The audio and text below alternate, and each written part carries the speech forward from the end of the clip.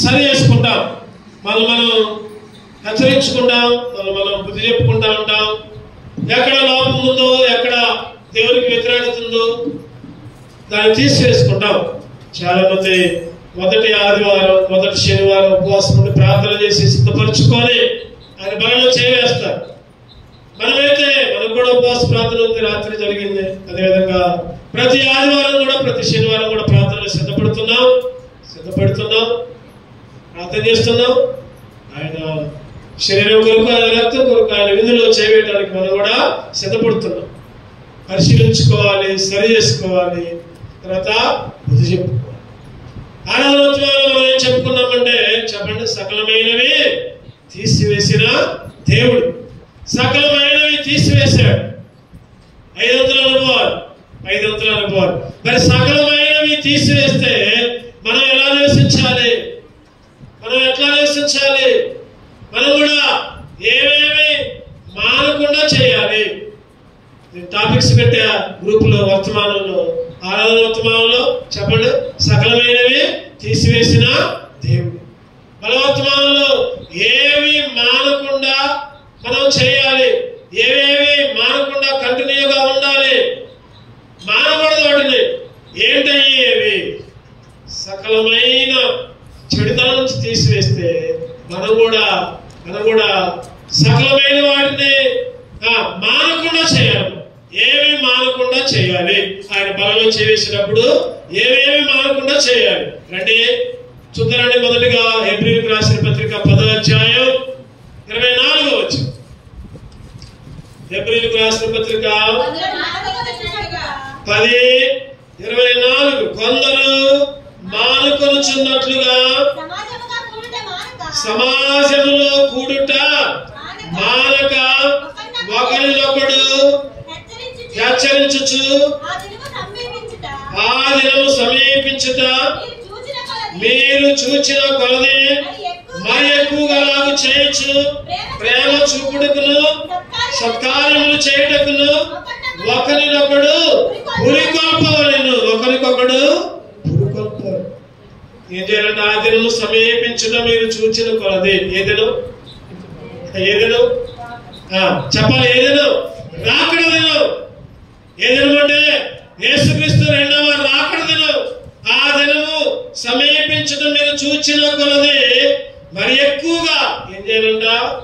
బుద్ధి చెప్పుకోవాలంట, గద్దించుకోవాలంట, హెచ్చరించుకోవాలంట. అలాగూ చేయొచ్చు. ప్రేమ చూపుటకును సత్కార్యం చేయుటకును ఒకరికొకడు పురికొల్పుకోవాలి. ఆ దినము సమీపించిన కొలది కూర్చోవాలి. చిన్నపిల్లలు సైలెంట్ గా కూర్చోవాలి. క్రమశిక్షణ అలవాటు చేసుకోవాలి. ఒకరికొకడు హెచ్చరించవచ్చు, బుద్ధి చెప్పుకోవచ్చు. ఏం చేయాలి చెప్పండి? ఫస్ట్ లోనే ఉంది లైన్లో ఏముంది? కొందరు మానుకొనుచున్నట్లుగా సమాజముగా కూడుట మానకూడదు. మానకుండా మనం చేయాలి. సమయాన్ని బట్టి ఒక 5 లేకపోతే 7 విషయాలు మనం చూద్దాం. ఏమేమి మానకుండా చేయాలి? ఆ దినము సమీపించిన కొలది దేవుడు మనల్ని సకల దుష్టత్వం చిడిపించాడు, సకల అపవిత్రతను చిడిపించాడు. చెప్పడంగా సకల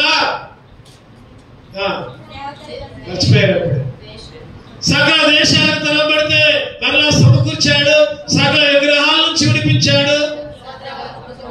సకల ఉపద్రవాల నుంచి తప్పిస్తే ఈరోజు మరి అటువంటి దేవుని స్తుతించాలంటే కొన్ని మానకుండా చేయాలి. ఏంటిదంటే మొదటిగా సమాజముగా కూడుట మానకూడదు. సమాజంగా కూడటం అంటే చెప్పండి, సమాజంగా కూడటం అంటే ఏంటి? ప్రార్థన చేసుకోవడం, అందరం కూడుకోవడం. ఒక 5, 10 మంది, 20 మంది కూడుకోవడం. అందుకనే బైబిల్ స్టడీ, అందుకనే ఉపవాస ప్రార్థన, అందుకనే ఆల్రెడీ ప్రేయర్, అందుకనే సంఘ ప్రార్థన, అందుకనే ఆదివారం ఆరాధన. సమాజముగా కూడుట మానకూడదు. సమాజంలో ఎవరుంటారు చెప్పండి? ఎవరుంటారు సమాజంలో? దేవుడు ఉంటాడు. ఎక్కడుంటాడు? సమాజంలో. కీర్తన 82:1 చదవండి. కీర్తనలు 82:1. సమాజములో దేవుడు నిలిచి ఉన్నాడు. దేవుని సమాజంలో దేవుడు నిలిచి ఉన్నాడు. దైవముల మధ్య ఆయన తీర్పు తీరుస్తున్నాడు. ఒకవేళ నీకు అన్యాయపు తీర్పు నీ ఇంట్లో ఉందనుకోండి, సమాజంలో నీకు అన్యాయపు తీర్పు ఉందనుకోండి, సమాజంలో నువ్వు ఎందుకు పనికి రాకుండా ఉన్నావు అనుకోండి, దేవుడు అంట సమాజంలో ఉన్నాడంట. సమాజంలో ఏం చేస్తున్నాడు చెప్పండి? తీర్పు తీరుస్తున్నాడు. తీర్పు. అందుకనే సమాజముగా కూడుట మానవుడు. సమాజముగా కూడుట. ఆ రోజు ఒక ఆయన మిస్ అయిపోయాడు. యేసుక్రీస్తు చనిపోయిన తర్వాత అందరూ గదిలో ఉన్నారు, ఒక ఆయన మాత్రం లేడు. ఎవరు చెప్పండి? ఎవరు? తోమా. యేసుక్రీస్తు వాళ్ళంట తలుపులు వేసుకొని ప్రార్థన చేస్తున్నారు. అంతలోకి యేసుక్రీస్తు వచ్చాడు. యేసుక్రీస్తు తలుపులు వేసినా కూడా వస్తాడా? ఎక్కడ ఇద్దరు ముగ్గురు కూడుంటే అక్కడ ఆయన నామం ఉంటుంది. ఎక్కడ ఇద్దరు ముగ్గురు ఉంటే అక్కడ ఆయన నామం ఉంటుంది. యేసుక్రీస్తు చదవడమాట మత్తయి సువార్త 18:20. మత్తయి సువార్త 18:20. ఏదైనా ఇద్దరు ముగ్గురు నా నామమున ఎక్కడ కూడిందో అక్కడ నేను వారి మధ్య ఉందని. ఎక్కడ ఇద్దరు ముగ్గురు ఉంటుంది అక్కడ ఆయన నామం ఉంటుంది.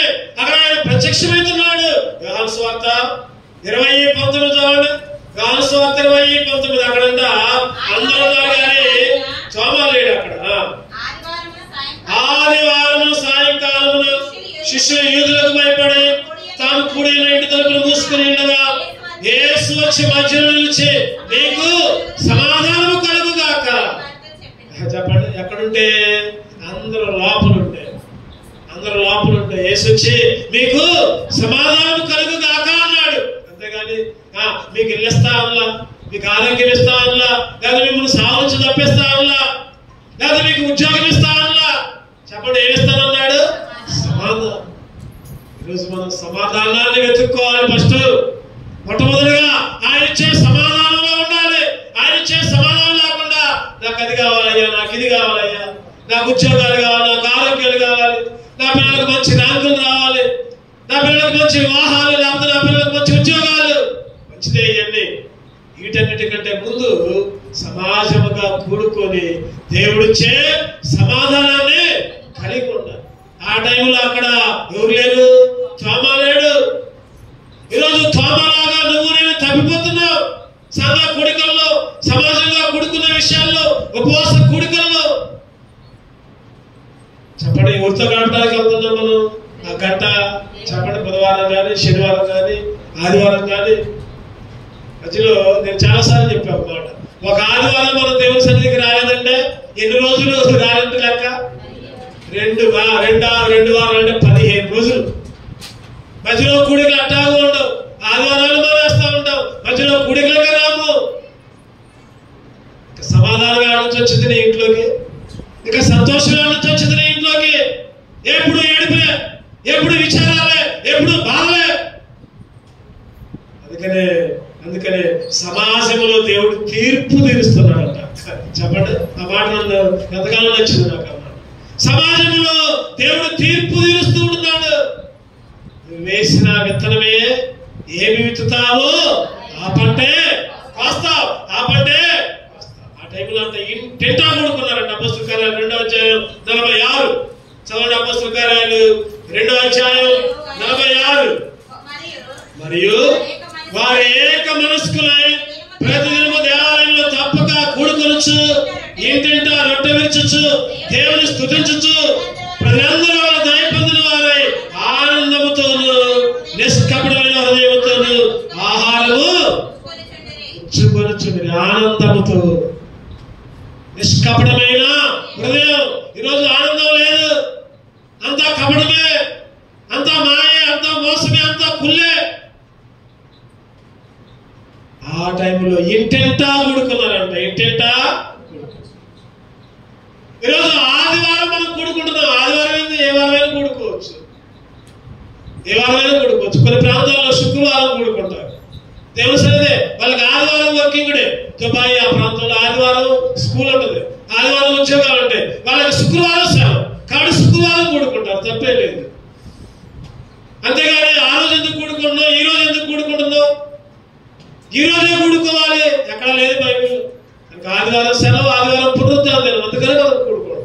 కొన్ని ప్రాంతాల్లో శుక్రవారం, కొన్ని ప్రాంతాల్లో సాయంత్రాలు కూడుకుంటారు, కొన్ని ప్రాంతాల్లో ఉదయం కూడుకుంటారు. ఎప్పుడు కూడుకున్నా ఏ అభ్యంతరం లేదు. ఎవరిని నిందించకల్లా ఆ రోజే ఉండాలి, ఈ రోజే ఉండాలని. ఒకటి మాత్రం చేయాలి, ఏంటంటే అది సమాజముగా కూడుట మానకూడదు. అది చేయాలి. ఎప్పుడు కూడా సమాజంగా కూడుట మానకూడదు. ప్రతి ఆదివారం ప్రతి దేవుని సన్నిధిలో, దేవుని మందిరంలో కూడుకోవాలి. సమాధానం మన మీదకి వచ్చింది. ఇంకా సమాధానం లేకుండా, ఇంకా సంతోషం లేకుండా, ఇంకా ఏదో బాధలు, ఇంకా ఏదో సమస్యలు ఉంటున్నాయంటే సమాజంగా కూడుట మానేస్తున్నామే. జాగ్రత్త, సమాజంగా కూడుట మానకూడదు. రెండవది ఇంకా ఎట్లా ఉండాలి, ఇంకా ఏం మానకూడదు. కొలస్సీలకు రాసిన పత్రిక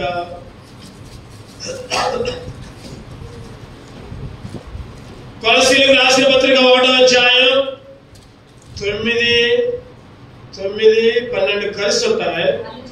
9-12 కలిసి ఉంటాయి. మొదటి 2 లైన్లు చదవండి. అందుచేత ఈ సంగతి వినిన నాటి నుండి మేమును మీ నిమిత్తము ప్రార్థన చేయుట మానక. చెప్పండి, ఏం చేయాలి, ఏం మానకూడదంట? మనం మానేసేదే అది, మనం ఎగ్గొట్టేదే అది. బలలో చేస్తూ, పాటలు పాడుతూ, వాక్యాలు చదువుతూ ప్రార్థన కంటే రావు. ఉపవాస ప్రార్థన అంటే అసలు రావు. ఎవరైనా కుటుంబంలో సమస్య ఆ కుటుంబంలో చేరి అందరూ ప్రార్థన చేద్దామని పిలిచినా నువ్వేంది నాకు చెప్పేది అందరిలే కాదు. రాకుండా ఉంటే నా అర్థం అదే, రాకుండా నా అర్థం అదే.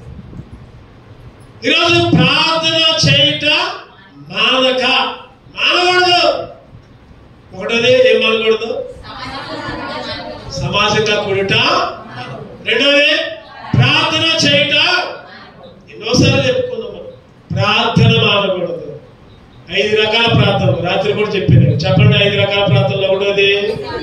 ఒకటోది వ్యక్తిగత ప్రార్థన, రెండోది కుటుంబ ప్రార్థన,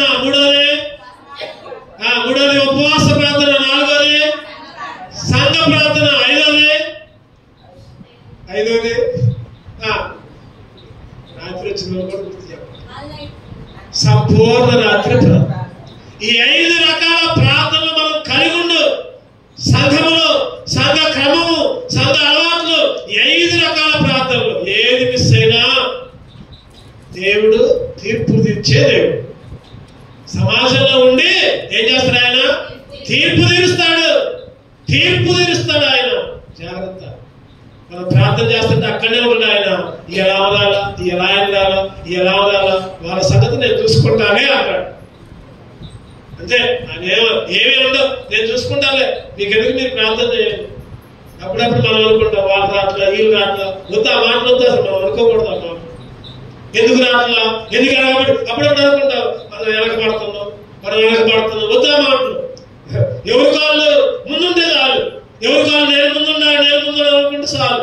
వాళ్ళు వెనకబడుతున్నారు, వీళ్ళు వెనకబడుతున్నారు, వాళ్ళు రాట్లా, వీళ్ళు రాట్లా. ఒకరి సంగతి వద్దు, మన సంగతి మనం, నా సంగతి నేను, నీ సంగతి నువ్వు. ప్రార్థన చేయుట ఇదేయాలి, ప్రార్థన చేయుట. అందుకనే పేతురు గారు చక్కటి ఉపన్యాసం ఇచ్చారు. ఇచ్చి 2వ అధ్యాయం 42 అపోస్తల కార్యాలు 2:42 వీరు ప్రార్థన చేయుట యందును సహవాసమందును రొట్టె విరుచుట యందును బోధైన అపోస్తలుల బోధైన ఎడతెగక బోధలో ఉండాలి, సహవాసంలో ఉండాలి, రొట్టె విరుచుట్లో ఉండాలి. ప్రార్థనలు మానకుండా ప్రార్థనలు. ఒకసారి బక్సీ గారు చెన్నై వెళ్తున్నారంట. హైదరాబాద్ సికింద్రాబాద్ లో ట్రైన్ ఎక్కారంట. సికింద్రాబాద్ లో ట్రైన్ ఎక్కి కంపార్ట్మెంట్ ఎక్కారంట. ఏసీ రూమ్, ఏసీ రిజర్వేషన్ 8 గంటలకు ఎక్కారంట నైట్. అది తెల్లారి 7ంటికి చెన్నై పోతుంటారు. ఎక్కి కూర్చున్నారంట. అందరూ రిజర్వేషన్ కార్డు ముందే ఎక్కి కూర్చున్నారు. ఆ చుట్టుపక్కల అందరూ కూర్చున్నారు. భక్త్ సింగ్ గారు బైబిల్ తీసుకొని ఒకే ఒక్క నిమిషం బైబిల్ చదువుకొని మోకాలు వేసింటాడు. మోకాలు వేసారు. అక్కడనే ఆ సీటు దగ్గరే మోకాలు వేసారు. కింద ఒక ఖర్చు పరుచుకొని మోకాలు వేసి ప్రార్థన చేశారంట. దాంట్లో ఒక ఆయన పక్కనే కూర్చొని భక్త్ సింగ్ గారిని చూస్తున్నాడంట. అరే 8ంటికి ఎక్కిన ఆయన 9ంటికి చూశారంట, ప్రార్థనలోనే ఉన్నాడు. 10ంటికి చూశారంట, మోకాలు దిగేదంట, ఇంకా ప్రార్థన చేస్తున్నాడంట 2 చేతులు పట్టుకొని. మధ్యరాత్రి 12ంటికి చూశారంట, 12ంటికి కూడా ప్రార్థన చేస్తున్నాడు. తర్వాత 4ంటికి లేచి 4ంటికి చూశారంట, 4ంటికి కూడా ప్రార్థనే. 6ంటికి చూశారంట, 6ంటికి కూడా ప్రార్థనే. అనౌన్స్మెంట్ వినపడింది. ఇగో కొద్ది నిమిషాల్లో స్టేషన్ రాబోతుందని అనౌన్స్మెంట్ వినపడింది. అప్పుడు ఆమెదని లేచి పెట్ట దొరుకుకొని లాగా కిందకు దిగుతున్నాడు. ఈ పక్కన ఆయనకు ఆశ్చర్యం వేసింది. అరే అసలు రాత్రి 8ంటికి ట్రైన్ ఎక్కిండు, ట్రైన్ దిగేదాకా ప్రార్థన. అసలు ఎంతసేపు ప్రార్థన చేసిండు? ఆయన కూడా క్రిస్టియన్. ఎంతసేపు ప్రార్థన చేసిండు? ఎవరి గురించి ప్రార్థన చేసిండు? ఏంటి సంగతి? నేను కూడా ఎట్లా ప్రార్థన చేయాలి అని అనుకున్నాడంట ఆయనే DGS దినకరన్ గారు. చెప్పండి ఎవరంటే? DGS దినకరన్ గారు.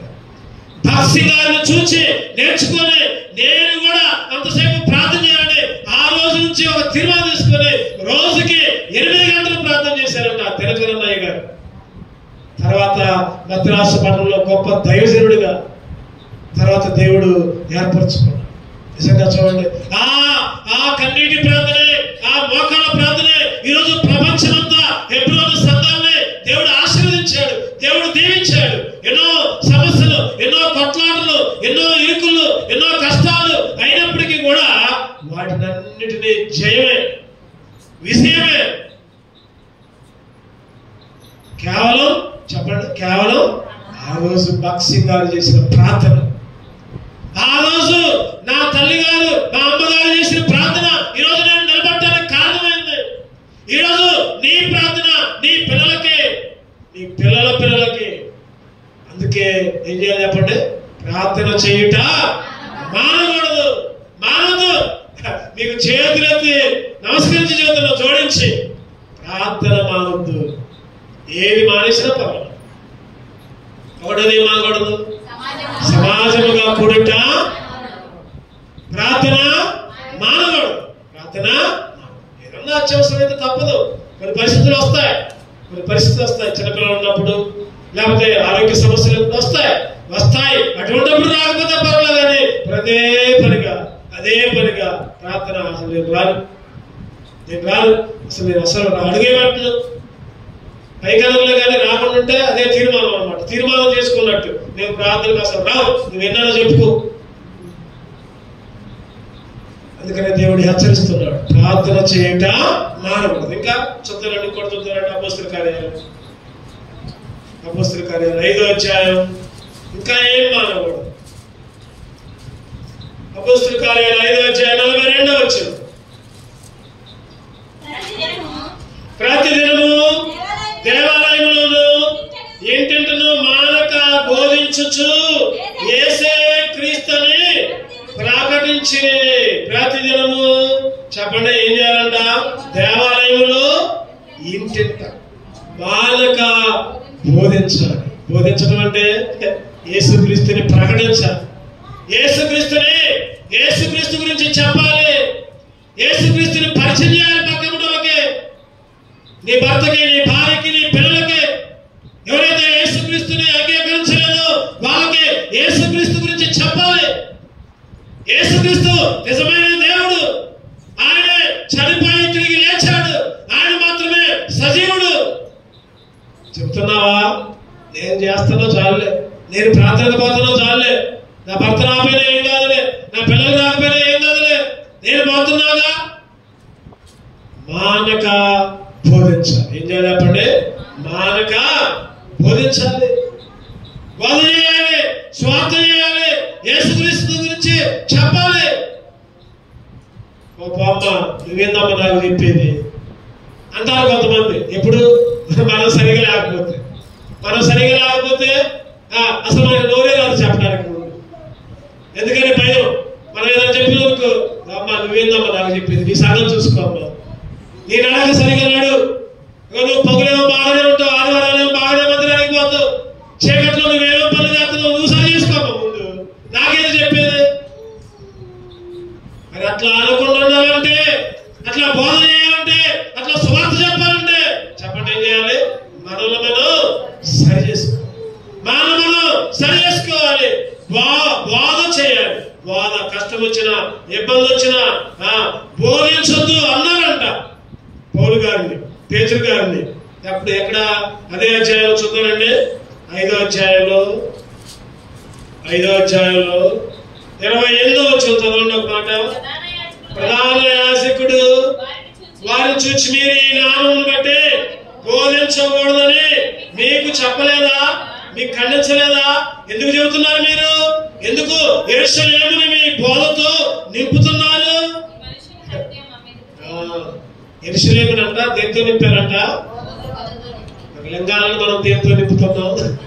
లింగాలను మనం దేంతో నింపుతున్నాం? నాది నేను చూసుకుంటానే సార్లే. ఈరోజు బోధతో బోధించుట మానకూడదు. బోధించుట దావీదు గారు అంటారు ఒక మాట, కీర్తన 40:10. కీర్తనలు 40:10 చదవనమాట.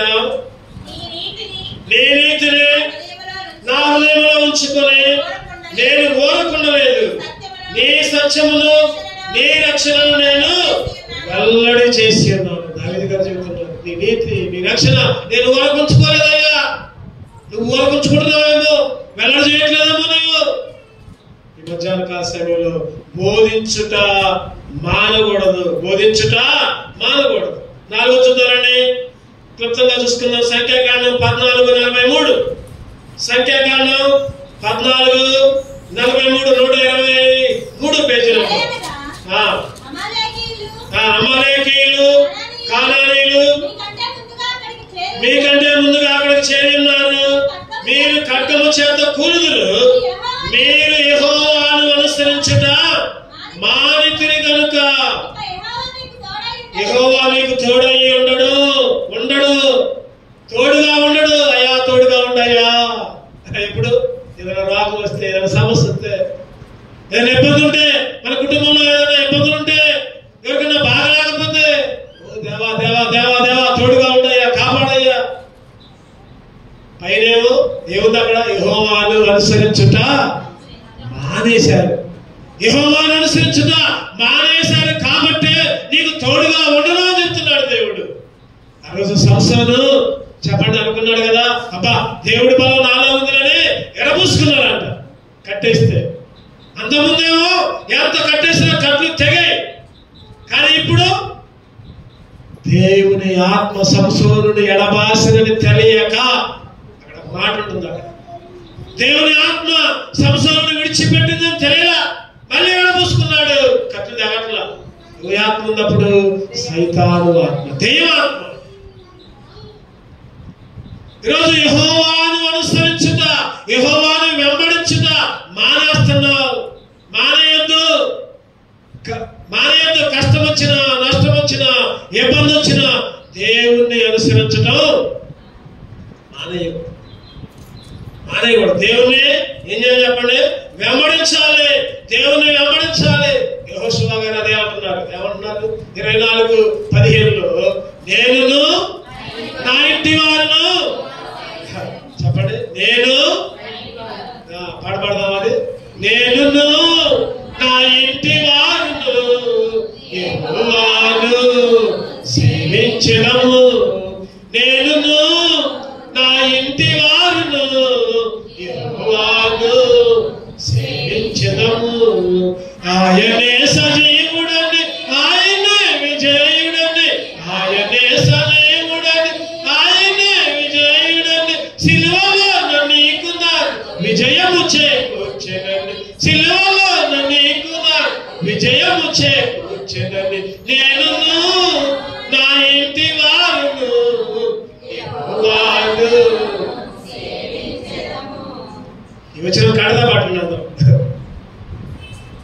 పాటలే కాదు అనుభవించాలి. అనుభవంలోకి రావాలి. నేను నా ఇంటి వారు, నేను నా భర్త, నా పిల్లలు యెహోవాని అనుసరించుట మానేయకూడదు. గడగడ వనకల భయభక్తులు కలిగి ఉండాలంట. దేవుణ్ణి అనుసరించడం మానేస్తే, ఒక ఆదివారం చర్చికి రాలేకపోతే గడగడ వణుకు. 2వ అధ్యాయం కీర్తనలు 11 వచ్చింది. కీర్తనలు 2:11 భయభక్తులు కలిగి యెహోవాను సేవించుడి, గడగడ వణుకుచు. చెప్పండి ఎట్లా అంట? భయభక్తులు కలిగి దేవుణ్ణి అనుసరించు. భయం, భక్తి. నువ్వు, నీ పిల్లలు, నీ భర్త అంటే రాయడనుకోండి. మరి పిల్లలు కొంతమంది అంటారు, అన్నా నేను చెప్తే ఎక్కలేదు అన్నా, నేను చెప్తే రావట్లేదు అన్నా. ఇప్పుడే వెళ్ళిపోతే ఇంకెప్పుడు ఇస్తాను. ఇప్పుడే వెళ్ళేటట్టు చేసుకోవాలి. ఇప్పుడే మనం చెప్పింది వెళ్ళేటట్టు చేసుకోవాలి. ఇప్పుడే వెళ్ళిపోతే పెద్ద అయిన తర్వాత అసలు వింటాడా? ఒక్కాయి వంగనది రానే ఒగ్గునా. దేవుడు అంటే భయం ఉండాలి, గడగడ వణుకుని ఉండాలి, భయభక్తులుగా ఉండాలి. అరే 9:30 అవుతుంది, పరిగెత్తుకుంటూ రావాలి దేవుని సన్నిధికి.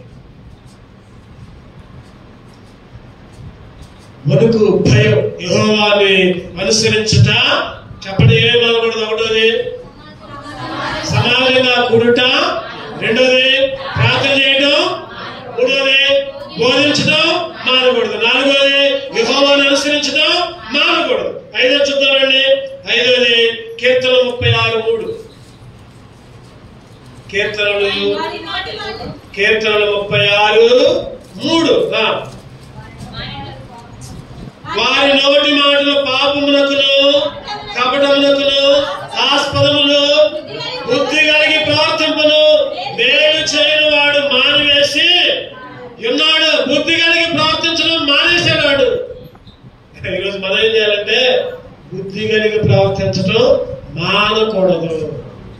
బుద్ధి కలిగి ఉండటం మానకూడదు. వివేకం కలిగి ఉండటం మానకూడదు. చెప్పండి, బుద్ధి అంటే ఏంటి? వివేకం అంటే ఏంటి? జ్ఞానం అంటే ఏంటి? చెప్పండి ఒక మాట మీరే చెప్పండి. బుద్ధి అంటే ఏంటి? జ్ఞానం అంటే ఏంటి? వివేకం అంటే ఏంటి? చెప్పాలి. నాకు చదువులో బాగా ఫస్ట్ ర్యాంక్ వచ్చింది, నేను చాలా జ్ఞానం అనుకోవచ్చు.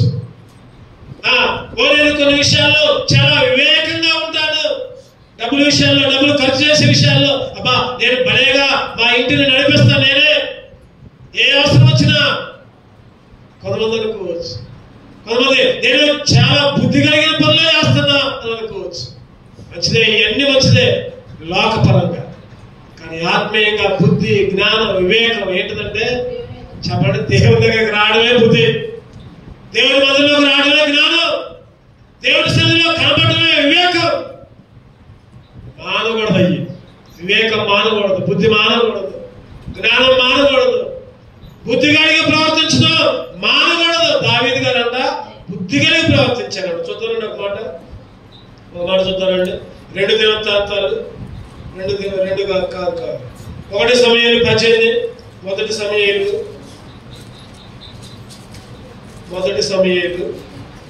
18:30 చదవండి. 1 సమూయేలు 18:30. ఫిలిష్తీయుల సర్దారులు యుద్ధమునకు బయలుదేరుచు వచ్చింది. వారు బయలుదేరినప్పుడల్లా దావీదు బహువివేకము కలిగి ప్రవర్తించుచు రాగా సౌలు సేవకులందరికంటే అతని పేరు బహు ప్రసిద్ధి. వివేకము కలిగినాడు దావీదు. బహువివేకం. ఎవరు బయలుదేరించినప్పుడు? ఫిలిష్తీయుల సర్దారులు యుద్ధానికి బయలుదేరించినప్పుడు దావీదు బహు వివేకం. ఈరోజు మన జీవితంలో కూడా సైతాను గాడు యుద్ధానికి బయలుదేరి వస్తున్నాడు మన మీదకి. ఎవరు వస్తున్నారు మన మీదకి? చెప్పండి, ఎవరు వస్తున్నారు? సైతాను గాడు యుద్ధానికి బయలుదేరి వస్తున్నాడు నీ మీదకి, నీ కుటుంబం మీదకి, నా మీదకి, నా కుటుంబం మీదకి. ఏం చేయాలి మనం? వివేకము కలిగి. దావీదు అంటున్నాడు అక్కడ, దావీదంట బహువివేకం అంట, మామూలు వివేకం కాదు, బహువివేకం. ఈరోజు సైతాను రకరకాల తంత్రాలు నీ దగ్గర తీసుకొని వస్తాడు. ఆచారాలని, కులాలని, మతాలని, లేకపోతే ఇంకేయో సైతాను గాడు యుద్ధం చేస్తున్నాడు నీతో. నువ్వెట్లా ఉండాలి? సైతాన్ గాడు యుద్ధం చేస్తున్నాడు కదా అని లోబడకూడదు. బహు వివేకము కలిగి, ఎప్పుడైతే బహు వివేకం కలిగి ఉన్నాడు, అందరికంటే ఏమైంది అక్కడ బహు ప్రసిద్ధి. బుద్ధి కలిగి జీవించు. బుద్ధి కలిగి ఉండటం మానకూడదు. ఎన్నోది? 5. చూద్దారండి, ఇంకొక 5 నిమిషాలు ముగించుకుందాం. 6ది కూడా చూద్దారండి. 6ది కూడా కీర్తనలు 34:14. కీర్తనలు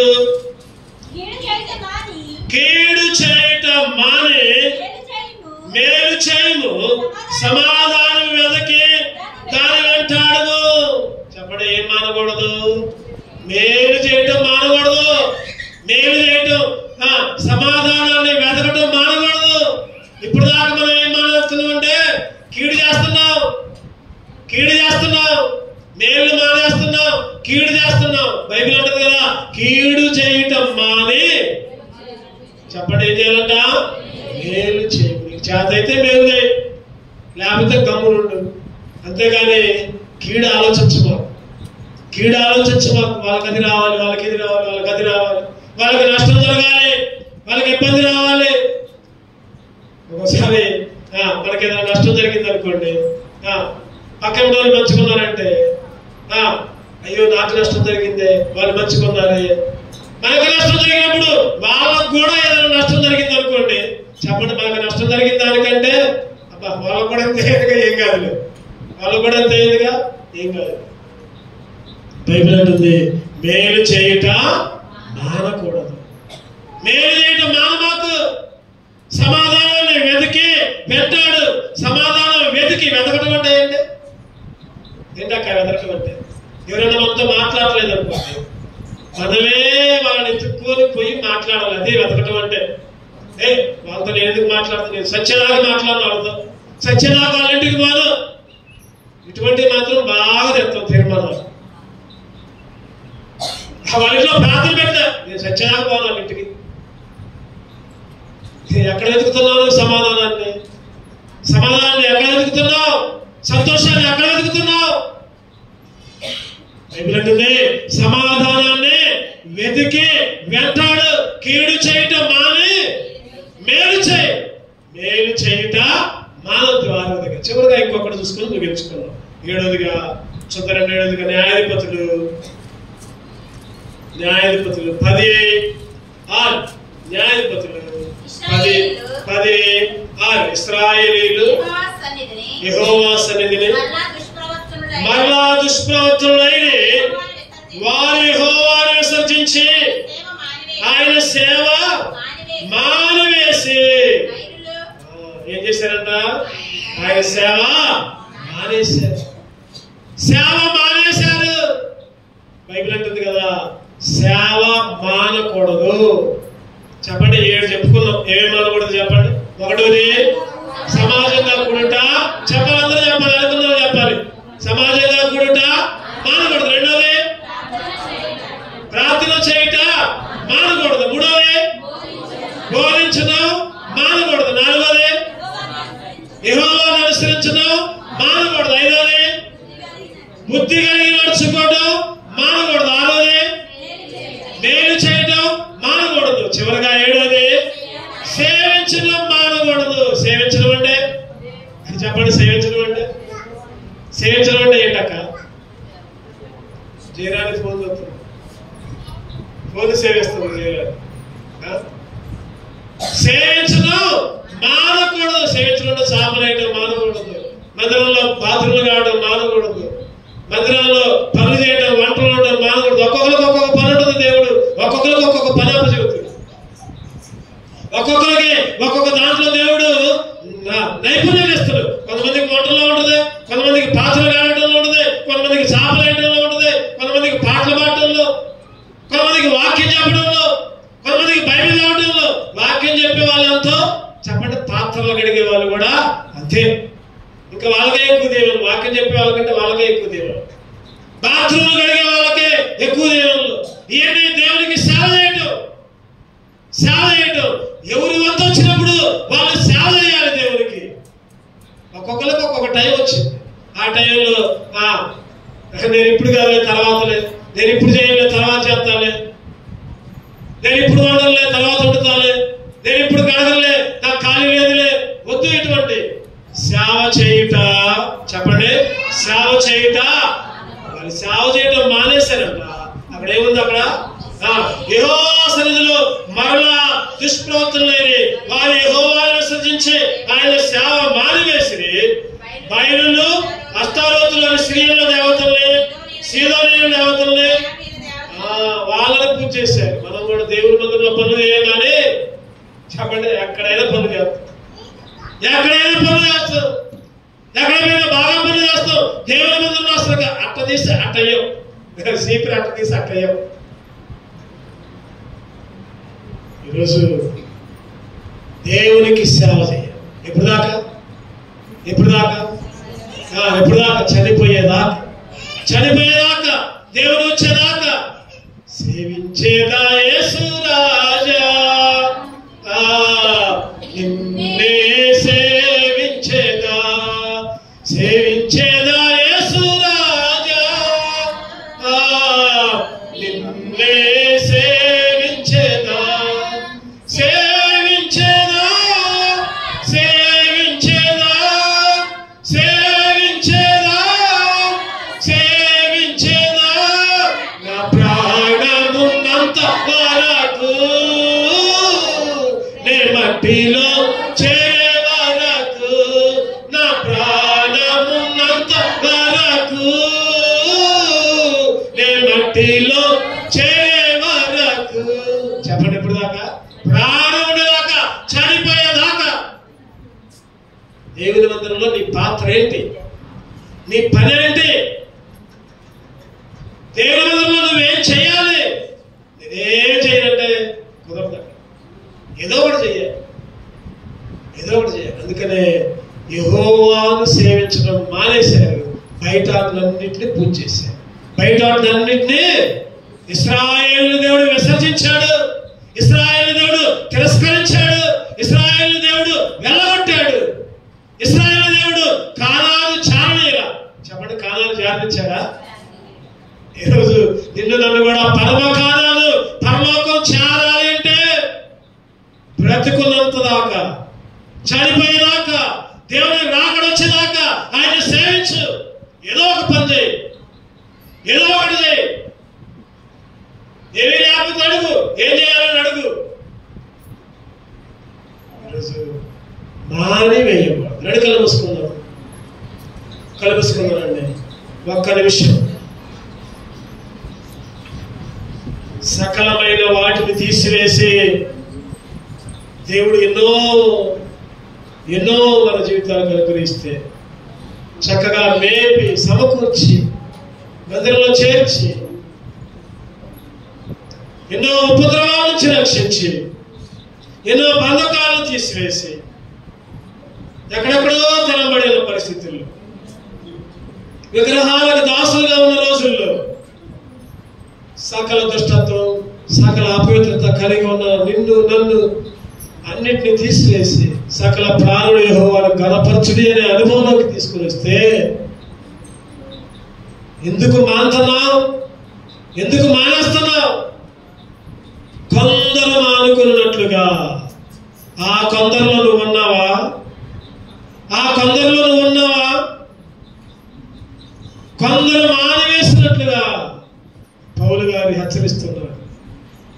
ఈరోజు దేవుడు మనతో మాట్లాడుతున్నాడు, మనల్ని హెచ్చరిస్తున్నాడు, మనల్ని గద్దిస్తున్నాడు. సమాజముగా కూడుట మానివేయక, ప్రార్థన చేయటం మానివేయక, బోధించడం మానివేయక, యెహోవాను అనుసరించడం మానివేయక, బుద్ధి కలిగి రావటం మానివేయక, మేలు చేయటం మానకుండా, దేవుణ్ణి సేవించడం మానకుండా ఒకరికొకరు హెచ్చరించుకుందాం, బుద్ధి చెప్పుకుందాం, గద్దించుకుందాం. ఆయన రాకడ దాకా ఆ దినము సమీపించుకున్నది మరి ఎక్కువ జాగ్రత్త, మరి ఎక్కువ భయం, గడగడ వణుకు, భయభక్తులు.